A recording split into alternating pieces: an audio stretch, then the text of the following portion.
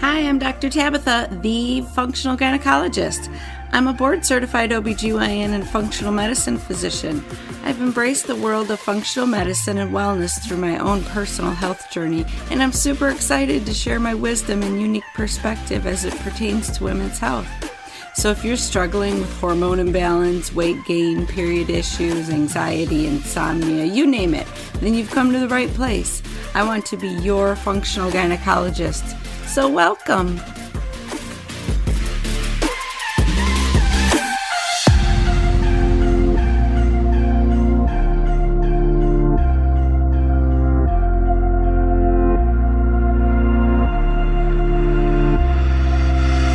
Hi, ladies. Welcome back. Thank you for tuning in every week. This just fills my heart that I can help you guys figure out what the heck's going on in your bodies and what you can do about it. Because if we can empower ourselves and each other, we can actually change our health and change our society. That is my huge goal, is for women to reclaim their health, like take back control.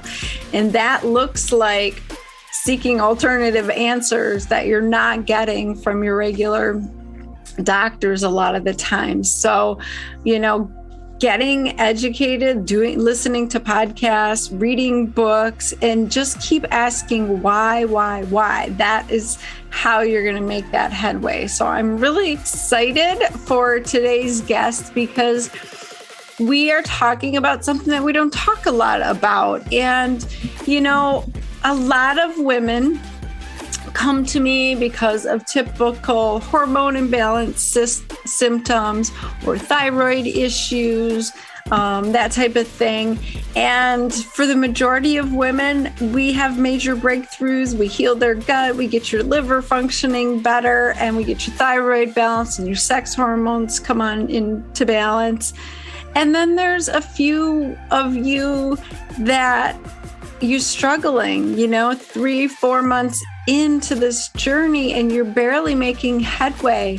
And the question, what I often see, which breaks my heart, is that your primary care doctor will say, well, you're cheating on your diet, or you're not exercising enough, or you must not be telling the truth, is essentially what's coming across. And I feel bad for those women because that is not probably what's going on. It's probably some deeper root cause issues that haven't been evaluated and addressed. And so my guest today is going to talk about that stuff, because for a few of you out there, this might be the missing piece of the puzzle of what's really going on at a deeper level.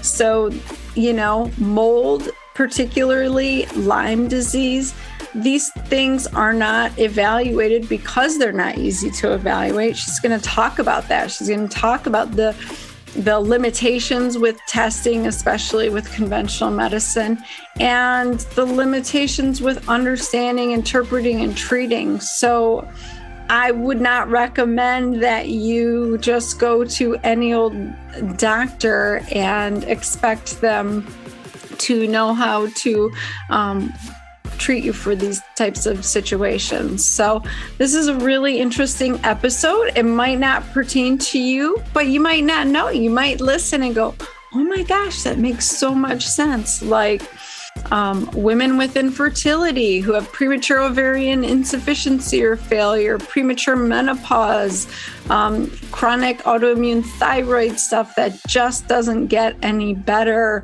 rheumatoid arthritis symptoms with a negative Rh factor, all kinds of confusing pictures where your doctor, scratches their head and doesn't really give you an answer. This woman might have your answer. So I hope that you'll listen all the way through. I would love for you to share this episode with all the women in your life, especially if you have someone in mind that you're thinking, oh my gosh, this kind of sounds like my friend so-and-so or my sister or whatever. Like, please share this episode with them. They need to hear this information. We need to support each other as women and really just get rid of that competitive mentality or that judgmental mentality, like she's better than me, I don't want to help her out. Like, we are all in this together and we need to lift each other up. So please share with everybody. And if you're getting anything from this, it would just mean the world to me if you would hit the subscribe button, leave me a review, because that tells iTunes that you want to hear more of this information. And that's the only way to really make a shift in the system, is for us to say what's important to us and make that known. So thank you so much. Let me sing Dr. Dian's praises because she's just so awesome. All right. As a survivor of mold illness, Lyme disease, and chronic IBS symptoms or irritable bowel, Dr. Dian Muller is passionate about helping others restore their health and passion for life. Just like many of her patients, Dr. Dian struggled with chronic fatigue, extreme digestive dysfunction, and chronic pain for many years, with conventional medicine only offering mildly palliative treatments. Dr. Dian's journey to heal herself led her to complete 2 doctorate degrees in holistic healthcare. She's a doctorate degree in naturopathic medicine and a doctorate degree in acupuncture and oriental medicine. Way to take control of your health, right? Like, no one else can figure out what's wrong with me. Let me go to medical school. So she's also certified in functional medicine. So this woman definitely knows what she's talking about. She has the degrees to back it up, but she has so much amazing experience and wisdom. So that's what I'm really excited about, because she is relentless in helping patients find the root cause of their chronic issues. She's incredibly empathetic because she's gone through this struggle herself. The cool thing is she works with her husband, Dr. Miles. They have co-founded Medicine with Heart, functional medicine. So medicinewithheart.com, check them out. And now they've created a certification program to train functional practitioners how to tackle these hard topics. Like, I personally don't treat mold and Lyme disease because it is that advanced, and my specialty, doesn't lie within that. And I would encourage you to find someone who specializes in this if you think that's what's going on. And she's going to help you understand and get some clarity on, do I really need to be tested for all this stuff or don't I? So this is an awesome episode. So here we go. Welcome, Dr. Dian, to the Functional Gynecologist Podcast. Hi, Dr. Tabitha. I'm so excited to be here. Thank you for having me. Yeah, I think this is such an important conversation because I see a lot of women who, they've been searching for answers for many years, right? And they start working with a functional medicine practitioner and they get a few wins here and there, but they're not really making a full recovery. And I feel like you might be the missing piece for these women. So I'm excited to talk to you today. Yeah, absolutely. I think this chronic disease epidemic is such a serious thing. And there's so many root causes that are just not being talked about in medicine yet. And people are being told, that they're either fine or they have to live with their symptoms. And it's not true. They just haven't found the root answers and the root causes yet. Yeah. So how did you find the root causes? Because I know that you were sick. I would love for you to share your story with my listeners of how did you go on this path and how did you figure all this out? Yeah, happy to. I think, it's so common. So many of us end up in this profession when we have our own stories and struggles. And for me, I actually started with just some chronic digestive issues when I was really young. It was pretty severe chronic constipation. I remember even in high school having times where I would go sometimes even 10 days without a bowel movement. And obviously that comes with a lot of distension and pain and that sort of thing. And that was a huge part of what got me into medical school, was because I was really, struggling, and I was just given the classic IBS label because none of the tests came out and said anything. So that really got me into holistic medical school, really looking to find out, okay, what are other ways of looking at the body and what are other, answers that could be out there. And then when I was in school, I started getting really, really crazy symptoms, like pain so bad in my legs that sometimes it would feel like my legs were being sawed off. I would have these crazy depersonalization events where I would leave my house and I was so chronically fatigued and had so much chronic fibromyalgia at the time that I wasn't walking much, but I would do these 5-minute walks around the block. And sometimes I would get about a block away from my house. And it was like my brain would almost dissociate from my body. And I would have these like amnesic type of episodes where I would forget where I lived, and it would be like 30 seconds, it'd be really scary. And then all of a sudden something would shift and I would be like sort of normal in my head again. So I started having like some really crazy things like that. But again, like all lab tests were pretty normal. And it was just kind of written off as medical school disease syndrome because, these programs we're in are so intense. And it wasn't until I got out of school and so many of my colleagues, when I had talked to them 6 months later, were getting so much better from their fatigue. And at that point in time, I was actually considering like, do I need to basically move to a deserted island and live out my days? Because my symptoms were so bad. I thought, surely I must be dying. And so when I talked to my colleagues and knew that they were getting better and I was on the path to what I thought was death, that's when I really decided like there's something else going on here, and started doing more investigative research. And that really is what, helped me find Lyme disease and mold illness and several other parasites and gastrointestinal things. So it's one of those, things where it's like, once I started doing lab tests that were outside of the normal and outside of the box, even though all of those were negative, once I started doing these other type of lab tests, everything was positive. It was just like one positive finding after another. Wow. I think that's such an important point, is just because you had labs done and they were normal doesn't mean you had the right labs done, because there are so many new tests and capabilities out there that conventional medicine just has not adopted, for reasons that's a whole nother podcast episode that we don't want to get into. But there is this whole world of advanced functional testing. So tell my listeners, like, what are the main tests that you did from the get-go?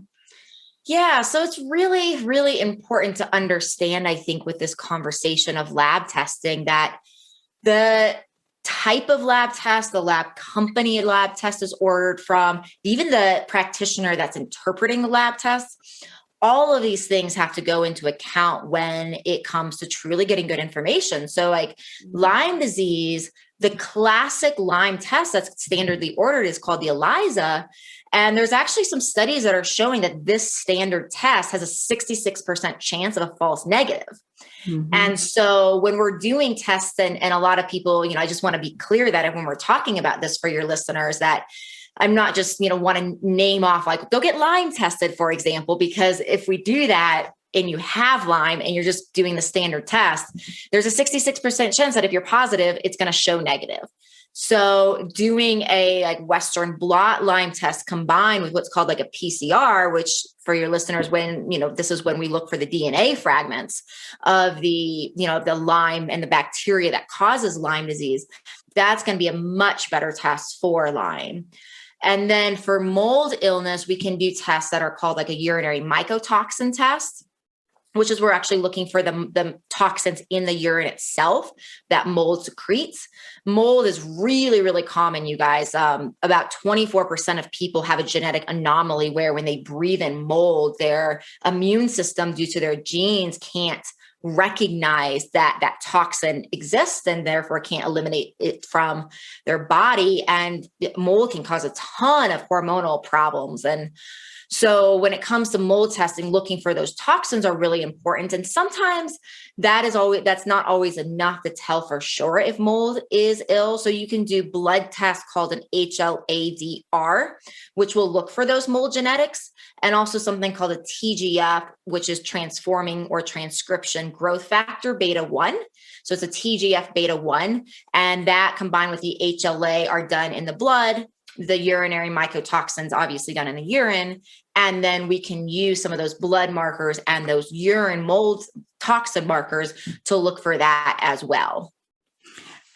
And so that is great information. And like you said, you don't want to just go out and ask your regular doctor for those tests because they'll look at you sideways. Like, what are you talking about? Right.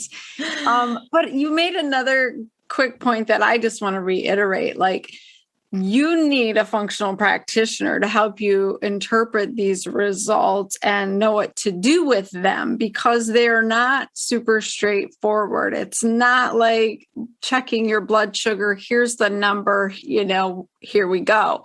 There's so much more involved. And so I think it's really important to work with someone like you or your husband, right? He's your partner. That's pretty awesome.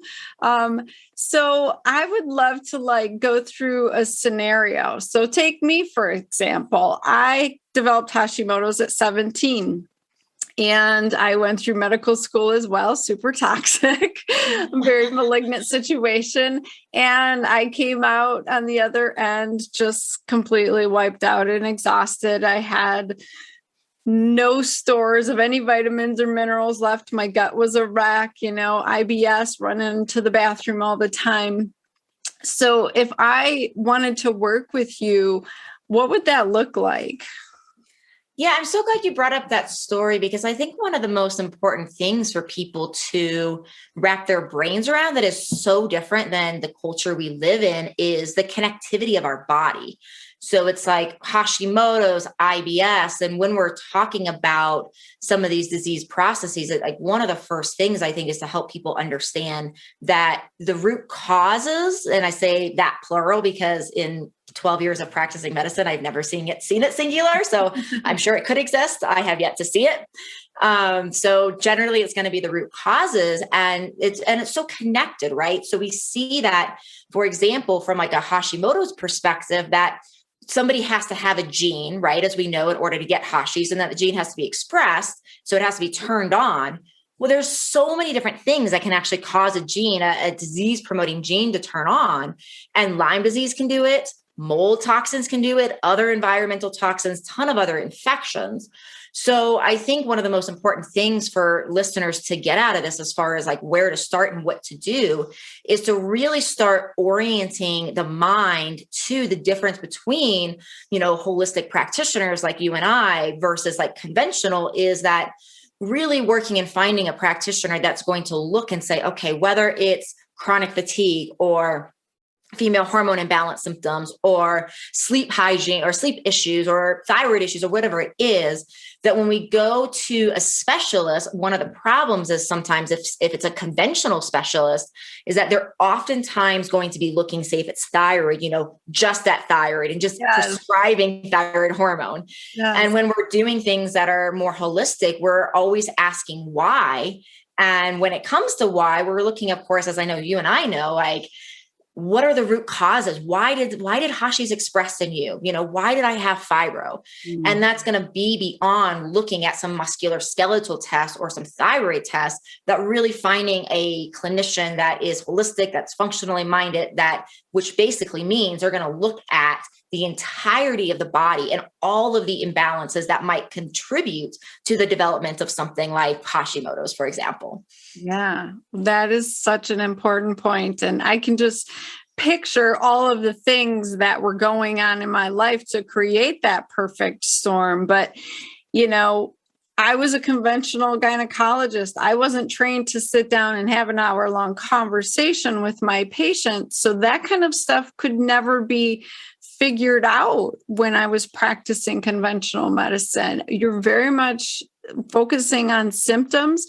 What are your complaints? What do I have to stop your complaint? Not oh my gosh, what happened when you were a teenager to activate this disease process, and what's contributed to it since then. And so, I look back and I can pinpoint mold exposures and other toxins. My mercury, I had a ton of mouth work done while I was pregnant as a teenager and stressed out to the max, and, getting fluoride treatments and swimming in a chlorine pool, all of these things. And it was only because going through functional training and understanding you need to look at the entire life of your patient and figure out what's going on in their timeline and what are these root causes, like you mentioned, that you can finally start to uncover, because you can't even think of what test to order. There's a million tests that we could order. I mean, the testing is endless in functional medicine. Am I right? So true. I mean, people could go down all kinds of rabbit trails just trying to do it themselves. Like, oh, I'm going to do these 5 different stool tests and, immune tests and everything else. So I love that you're like, let's figure this out and then decide what testing to order. How long is the process usually for patients once you figure out what's going on? Like if you wanted to reverse a problem like mine, are we talking 3 months, a year, 2 years? Yeah, I mean, I'm glad you're saying a problem like yours, because already I think in your language, it's illustrating the fact that the answer to this is going to depend upon the problem that we're dealing with, right? So from a situation where we have a Hashimoto's and there's an autoimmune situation, as well as we have a gastrointestinal situation, and those two things are oftentimes so intimately related, in research showing that GI problems and intestinal permeability, which is what many listeners may know as leaky gut, there's research that's showing that we pretty much have to have something that is happening causing leaky gut as a link to an autoimmune condition such as Hashimoto's, where our immune system's attacking our thyroid. So in a situation like that, one of the things that I think will make it shorter for somebody like you as far as treatment time is the fact that you already, by having that IBS diagnosis, like it's very clear because we know in research that's related, right? So we know we have to do the gut work, and that gut work will not only help fix the gut and the symptoms there, since it's related to the autoimmune disease, it will trickle down to helping reverse those, those autoimmune markers and that autoimmune attack and expression. So most commonly with those sorts of situations, I see 6 to 12 months as being how long it takes to say heal. And by heal, what I'm looking for in that situation is, from a Hashi's perspective, autoimmune markers to return to normal, for symptoms to be normalized. Sometimes I find that means that people are totally off thyroid. Sometimes I do find that, hey, a little bit of bioidentical thyroid does tend to help. But either way, we want to see that the immune system is not in attack mode anymore, that the immune system operating normal and the gut is healed and there's no more diarrhea. The IBS is normal. The gut's no longer inflamed. We can test for all of that, of course. So 6 to 12 months is what I see with that. With other types of chronic situations, like say we're in a situation where it was something like mold illness or Lyme disease or other. Lyme disease is a chronic hidden bacteria that a lot of people don't realize is not just from tick bites. It's from mosquito bites and flea bites and all these different things. So if it is something that is more like an insect driven, say, load of bacteria, when insects bite us, they, luckily for them, not so luckily for us, deliver everything that they carry. So we can get bitten by, a tick and get, or a mosquito or a flea or whatever, and like get the entire bolus of everything that they have in their bloodstream enters ours.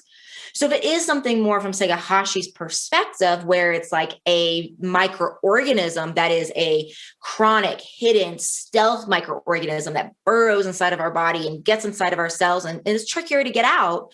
And if that's what has turned the gene for Hashi's on, and it's not, say, more simple, like just a leaky gut situation or mostly a leaky gut situation, then we're probably looking at more like a 1 to 2 years of treatment time. So it really, that's what's kind of cool about functional medicine, is that it is so individualized that we can speak largely in these numbers for expectation reasons, but then we actually get into the why. And after we get some of that lab work back, then it's a lot easier to sit down with our patients and say, hey, this is what you can expect as far as treatment length and treatment time, because it really is going to be dependent. Two people with Hashi's and IBS, depending upon what their causes are, could have very different rows and paths of both what the treatment looks like, as well as what the time to wellness looks like. Oh my gosh. I'm so glad you said that because that's the money right there is doctors treat someone with thyroid disease. Everybody's the same. They all get Synthroid. It's all just like we need to replace your thyroid medicine that you're not making. When in reality, you have these root causes that need to be dealt with, and they could be completely different than your sister's thyroid issue or your friends, you know? So I just want women to understand that it does take time. You know, you didn't get to this point in your health overnight, and you're not going to return to amazing health overnight. So I know for myself, it was like a 20-year journey, but obviously I don't want it to take that long, right? Find somebody who knows what they're doing to get you going.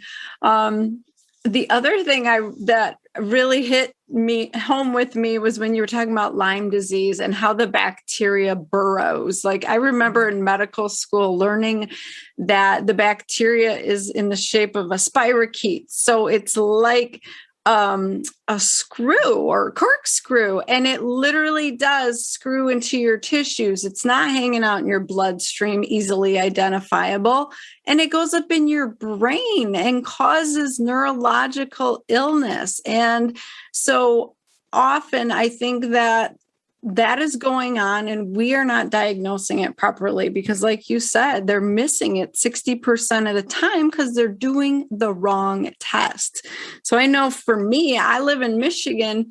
We have deer ticks all over the place. I mean, I have deer in my backyard, and then my dogs go out and hang out with them. And, you know, my dog is being treated for a tick-borne anaplasmosis right now. So it's super common. And I think that it's really overlooked. Wouldn't you agree? Oh yeah. I mean, I think it's overlooked because there's still so much medical belief that you have to be from the New England states, you know, you have to be from Connecticut or, you know, some of those New England states where it is, you know, a little more endemic in some of those areas, but it doesn't mean that it's not way more widespread. In fact, there's this songbird actually that exists out of Canada, and the songbird is known for basically carrying the larvae of infected ticks in its belly. And essentially what's, you know, kind of gross about this is as it flies over the world, it, you know, naturally, like, you know, defecates onto the earth as it's flying, and in its poop essentially are those larvae of infected ticks. They get onto the earth, they hatch, and all of a sudden we have, you know, these ticks. And so this is thought to be one of the ways that Lyme disease is spreading are through these songbirds. And it's, you know, it's just devastating, I think, to people because there's so much medical belief that it's just in the New England states and that we have to have that bullseye rash, you know, that rash that looks like a target lesion, which now we know in research is actually only there 25% of the time. So I think that's why it's so commonly missed is there hasn't been, say, update yet in the conventional model as far as when to look for it and how to look for it. And, you know, some of the unusual signs and symptoms, like, you know, since I know a lot of your listeners are interested in hormone balance, one of the things we see with Lyme is it can get into the brain. It can change sometimes a hormone called MSH or melanocyte stimulating hormone.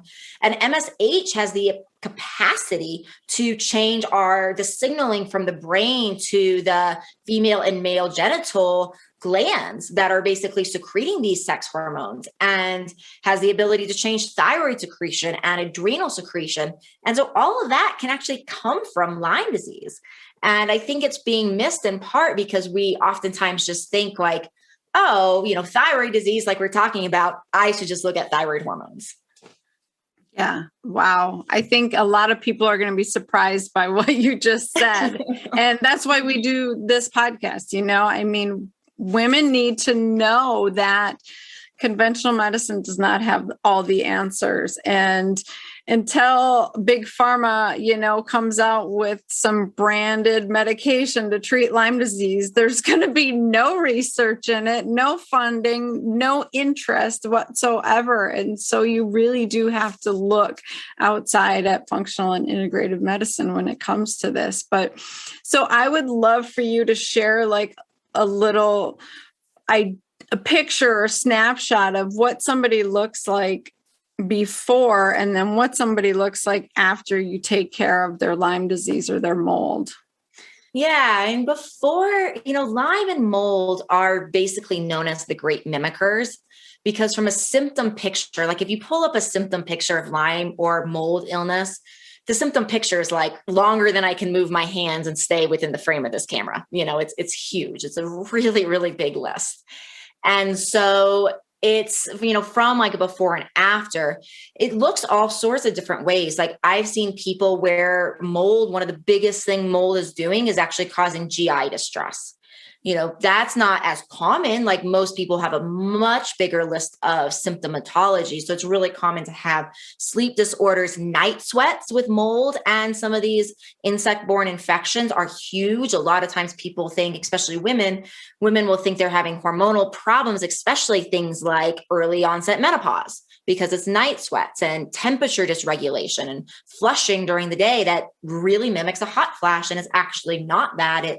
It's Lyme disease or mold illness. And it could be, translated to these things causing that hormonal imbalance, but it's still really rooted in these other conditions. So migrating pain is really, really common in Lyme, meaning it's in the shoulder one day, the hip another day. Stationary pain that feels like rheumatoid arthritis is really common in mold.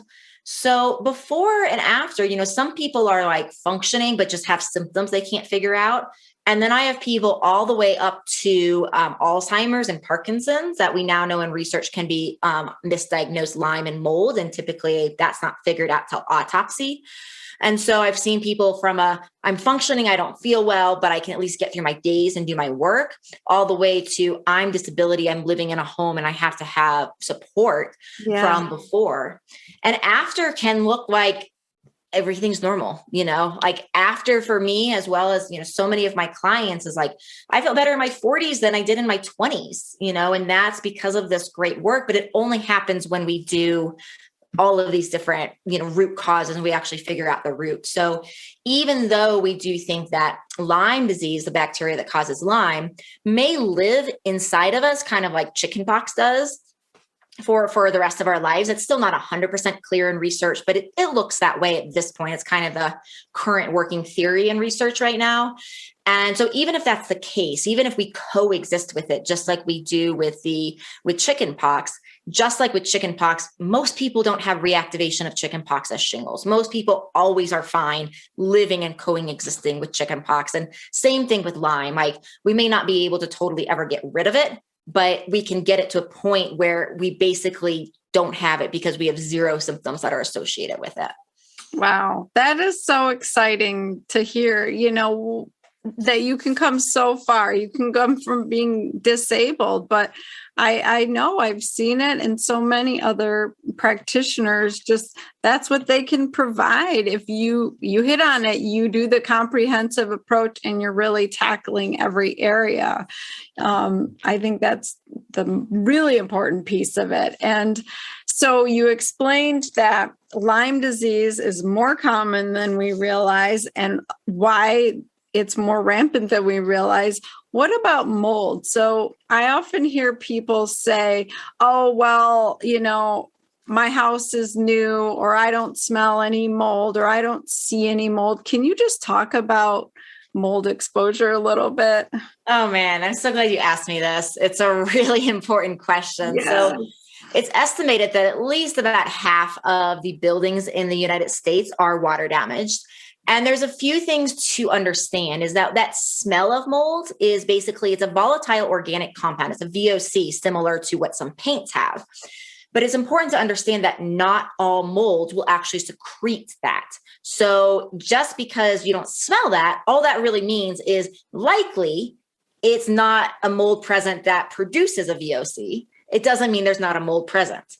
And so another thing that's really important is to understand that these standard tests that happen, like when we buy or sell homes and somebody's coming around with their moisture meter and, and doing these tests, these types of ways of scanning for mold are not very good. So, and there's a couple reasons for that. One, some molds don't need a chronic water source to grow. Some molds they can grow very, very quickly, and they can be there and they don't have to have that sustained continual water source. Other molds do. The other thing to know is that oftentimes when these remediators or these inspectors are coming in, they're just taking air samples. Well, Stachybotrys, which is commonly known as black mold, is actually really, really dense and heavy. So it falls out of the air and lands on surfaces. So unless your inspector is doing air and a surface sample, you're going to miss the most predominant mold. And another thing to say there, because I know probably some listeners will go online and they're going to read something like, just stick a Petri dish out and then you'll be able to test for mold. So the problem with the Petri dish test is that we'll take it to the black mold examples. Black mold actually takes a while to grow. It does need a continued water source, oftentimes for 3 weeks before it's going to even grow. So usually it's some sort of slow leak or a big flood and just taking a really long time to dry something out. These are the types of things that typically will contribute to black mold, just like a very, very slow leak behind drywall or something where people don't even know it's happening. And with black mold, because it does take 2 to 3 weeks, what will tend to happen in like Petri dish tests where you put a Petri dish out and you're waiting for the mold to land in that Petri dish. Well, there's some molds that can grow really quickly that are not actually biological problems, meaning they don't hurt human beings. Not all molds hurt human beings.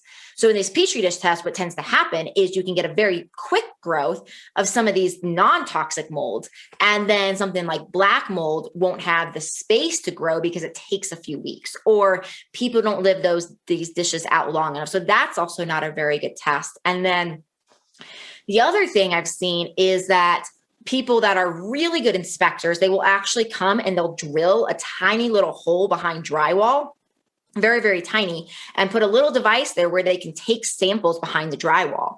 And I've seen situations where, like, I'm thinking of one patient in particular who we treated for mold. We had tested her house looked fine. And she got a little better when we treated, but we were not making much progress. And when we treat mold and we don't make much progress, every time I've questioned if the test was accurate because we weren't making progress and we went and we did retests and more tests, I've never been wrong yet with, It's like, if we're not getting better with mold and we're doing treatment for it, you got to be having exposure from somewhere. And this one patient, like, we had tested her house was fine. We went through treatment and nothing was really changing. So she was awesome. She had somebody actually come and like put a hole, a significant, not like a little pinpoint, like a significant hole in our drywall, because we were just at like wit's end of like, this has to be somewhere. And it was like an entire room behind this drywall, like flooring to ceiling,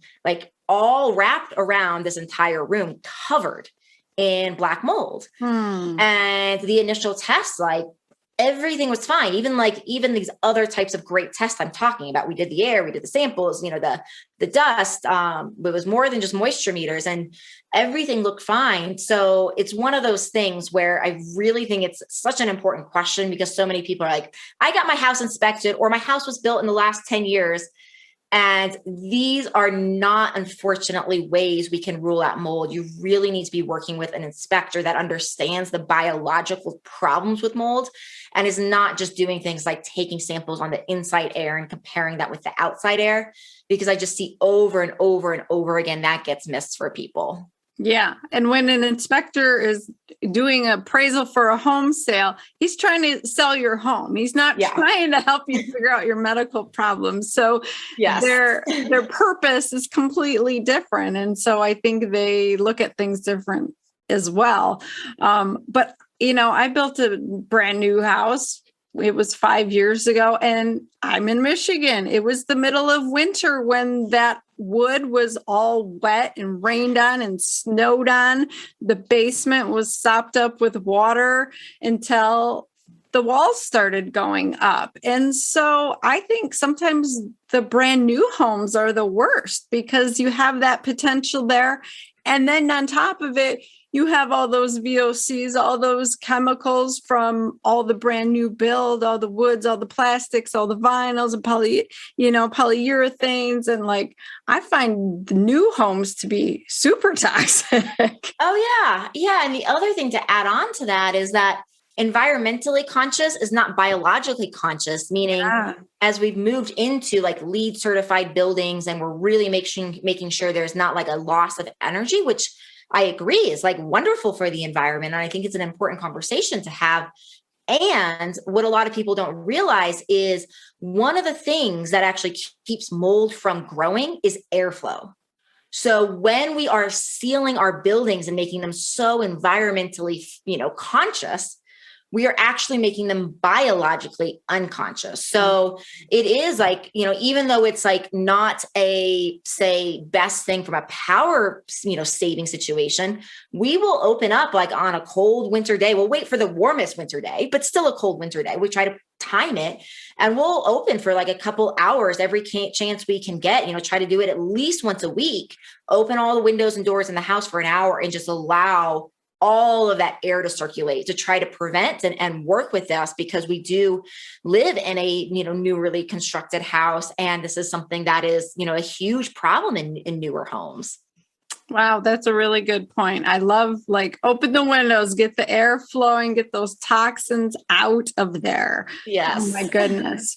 So do you have your clients always do the mold testing throughout the home in addition to the personal urine testing and blood tests that you were talking about? Yeah, usually I'll start with the personal test to see, is it a problem in them?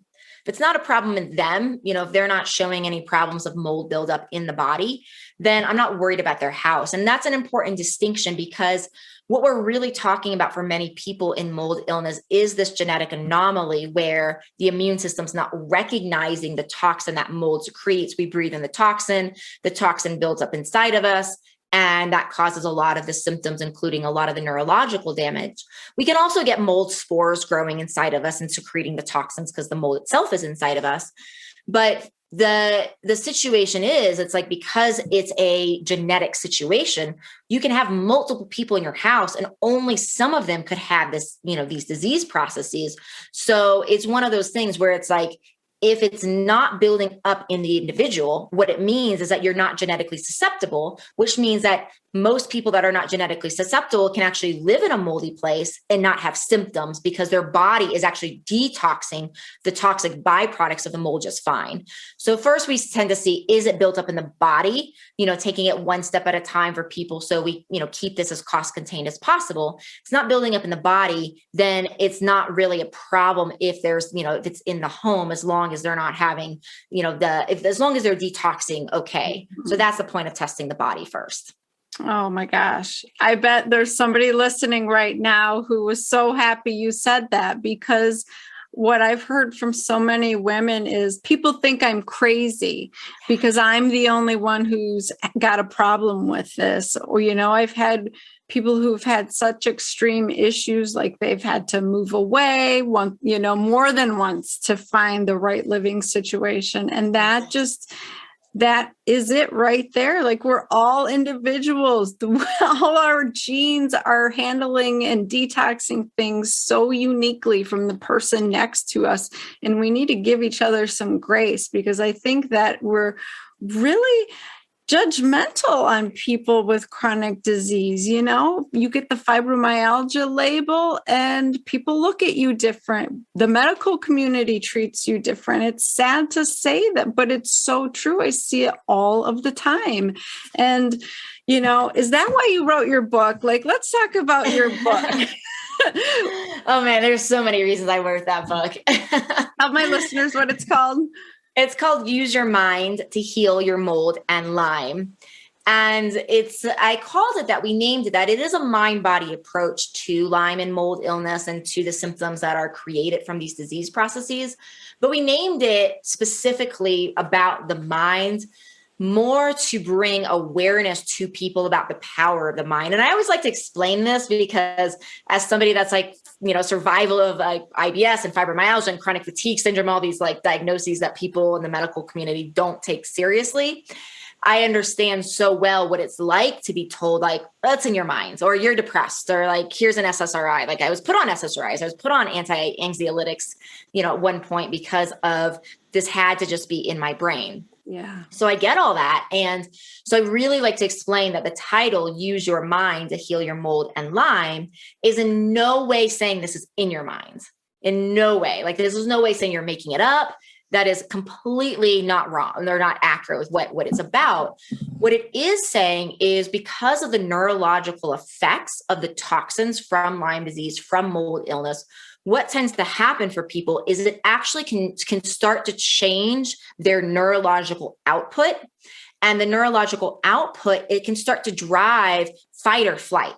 And fight or flight is that like adrenaline type of feeling where maybe you're tired, but you're still wired because your nervous system's ramped up. And unfortunately, when the nervous system's in this fight or flight, it is not sending the signals to heal. And so Use Your Mind is really about understanding that it's we're not saying it's in the mind, we're saying the mind is a powerful ally and your tool, and a tool that actually is free. We have all of these things that we need to do that cost money. And then we have like one of our most powerful tools, and it's free to use. And so the book is full of a lot of the, physical things we do for these treatments, the supplement protocols, the lab testing, all of those kind of things. But it's also full of a bunch of the research and studies that have really shown what we can do from retraining the mind to be living with these diseases, but being out of fight or flight and being more in the part of our nervous system that, we know in medicine as parasympathetic. It's sometimes called rest and digest, but it's the part of the nervous system that really sends that signal to the rest of the body that says heal, repair. Yeah. And in using these techniques, we're working to actually rewire the brain as we go through treatment to be sending the signal of healing instead of sending the signal of breakdown and be revved up and basically not heal, because that's not the signals we're sending. Oh my gosh, that is so important right there. Like that is the missing piece for a lot of people is they never get out of that fight or flight mode. And so their body continues this inflammatory cascade and all of this cytokines and interleukins and all that stuff that keeps you inflamed and breaking down when you really want to heal and restore. So that is awesome. I love that you do that with your clients, and people can read your book and figure out how to do this, right? Oh yeah, absolutely. Absolutely. Yeah. It's definitely right. It's called Survivor's Guide. So we talk in there anything about how to get lab tested. I actually I don't include the lab tests themselves in the book. I include a link to a webpage, which I did purposely because as we know in medicine, there's always like the next test. And I wanted the ability to update the book without having to go through fully releasing a new edit. So you'll see in the book that certain things I guide people to a web page that I continue to. I've already updated, since the book was released in May, because there's been a new test that's out on the market. And so I wanted to do that. So the book has some information in it, and then a couple things that are like, go here because I can update this regularly as new stuff comes out. But then it goes through testing even beyond Lyme and mold, like other tests when you have these sorts of illnesses that you should be thinking about, because like me, it's like so many other things that are common. Like I had multiple gastrointestinal infections. I had small intestinal bacteria overgrowth. I had heavy metals. I had chronic viral infections. So, oftentimes it's, like I said, it's not root cause, it's root causes. So we go through all of those various things to consider for really holistic testing, as well as specific treatments. And then how to even talk about the mind and the practices, but how to even talk to parents and family, like when you should be going on social media and using social media as support versus when social media can like plague the mind and fill the mind with fear. And so all of these various topics are actually covered in the book. How to interview a practitioner to know if they are, a good practitioner for you. We cover all of these types of topics. So it's kind of written as the survivor's guide to really look at all of these different aspects that we've seen in our clinic be very common questions that come up in the chronic complex disease population. Oh, that's so awesome. I love that. And then I would encourage everybody to read it, but then find that practitioner like yourself or your husband, because this is not an endeavor you can do on your own whatsoever. I want women to realize that they need a guide. They need someone to help them through that. But the book is a great starting point to really help you understand what the journey is going to look like and get control of that mind piece that you're talking about, because I think that is so essential. So people can work with you all over the place. They don't have to live in Colorado, right? Yeah. We do work with people all over the country and even all over the world.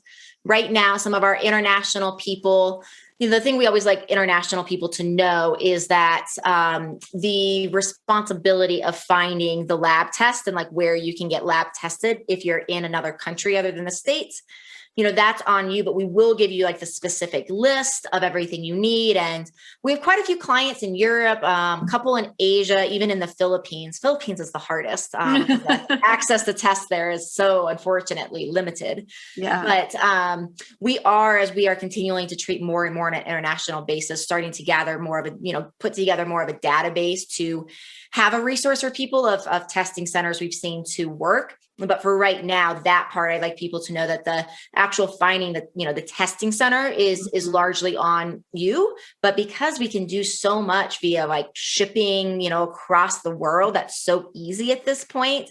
We've really found that we can work with people all over the world. Yeah, exactly. I know I have patients in Australia and it might take a while to get the test to them, but they get it. Yes. Right? That's awesome. So where can my listeners find you and connect with you? Yeah. So my clinic is called medicinewithheart.com. And if you're a practitioner, I also have an online training program where we teach people how to treat these complicated diseases. And that can be found at mindbodyfunctionalmedicine.com. That is so awesome that you went through all this. Now you're not only like healing other people, but you're training practitioners to have this, complex thought process and go through and really figure out these root causes. I think that piece is missing still in some functional medicine training programs, I mean, oh yeah, that's another important point for maybe some people to understand is not all functional medicine training is the same, right? Just like not all family practice residency programs are of the equal caliber across the country. It's the same for functional medicine, integrative medicine.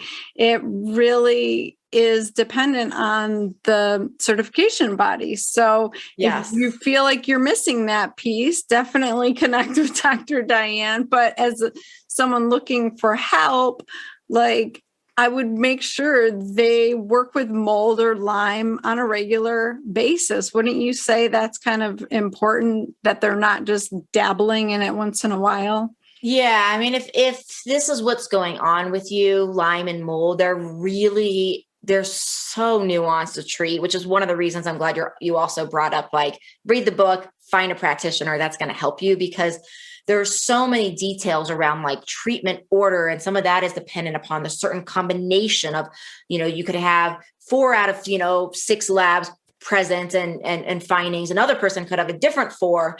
And that unique combination is actually going to make a difference as far as treatment order and the way supplements are arranged. And it's just a very difficult thing to put into context of a book. So, and that's why I do feel like you're absolutely right of working with somebody that knows these diseases, inside and out, and hasn't just read a book and decided they're going to start treating this. because these things are pretty complicated. And if done in the wrong order, people can start releasing toxins before their body's ready to do that. And that can actually make people feel quite a bit worse. So it is really important in this area to be working with somebody that, is qualified and has studied these illnesses in great depth. Yeah, I can't agree more. Like, I don't personally treat that stuff. I send it all on. So I love that I have you as a resource now. This is so good. So everybody needs to connect with you because everybody deserves to feel amazing and it's possible. Like, I don't care how terrible you feel, wouldn't you say? I'm so glad you said that. It's, it can seem like it can feel impossible. It can feel impossible when every day you can wake up and you can feel so horrible. And some days where it's like, depending upon the level of how you're feeling, it's like, just making dinner or taking the kids to school or going to the office, or even, some people, it's so bad. It's like, even just walking from the bed to the bathroom can be a feat. So it can seem impossible, but it's not impossible. The body just has the most amazing ability to heal.